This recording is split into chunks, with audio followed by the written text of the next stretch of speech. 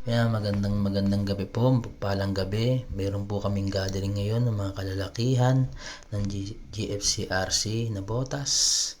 Yan, dyan po kami ngayon mag-gathering sa Me Loves Kitchen. Yan, kung makikita po natin, no, yung store na yan, bukas sila hanggang alas 10 ng gabi.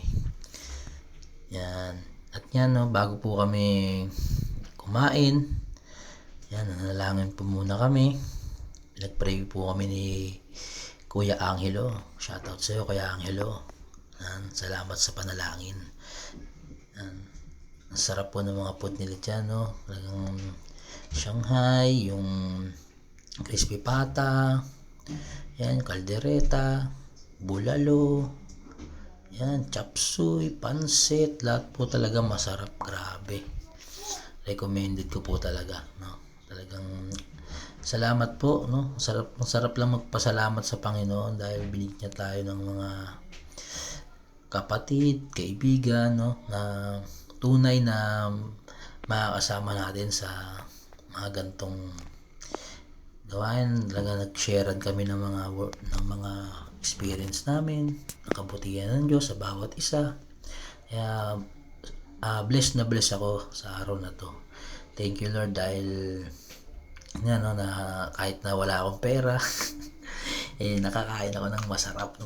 Thank you sa mga nanlibre. Yan, kung makikita naman natin, no, talagang yan yung ebidensya na masarap ang kanilang luto. Yan, masarap po talaga. Kaya kung kakain po kayo dyan, ma-recommended ko po yung pagkain nila. Masarap po, lalong lalo na po yung kanilang mga yan, yung kape, yan.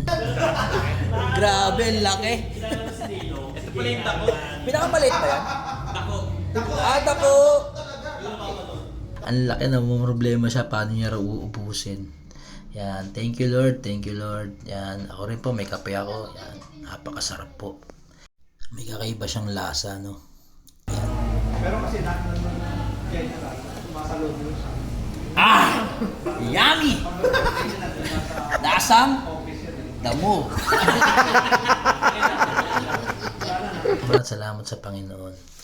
Yun nga, no, isa-isa na kami nag-uuwian at mayroong pang naghihintay sa amin mga bayan. Mga alas 10 na rin yun ng gabi yan. Yan na, uwi na, tagtayuan na. Yan, uwi na, bayaran na. Medyo problema lang sa bayaran. Di joke lang, di naman po. Nagbibiroan lang po yan. Yan, labas na. Uwian na.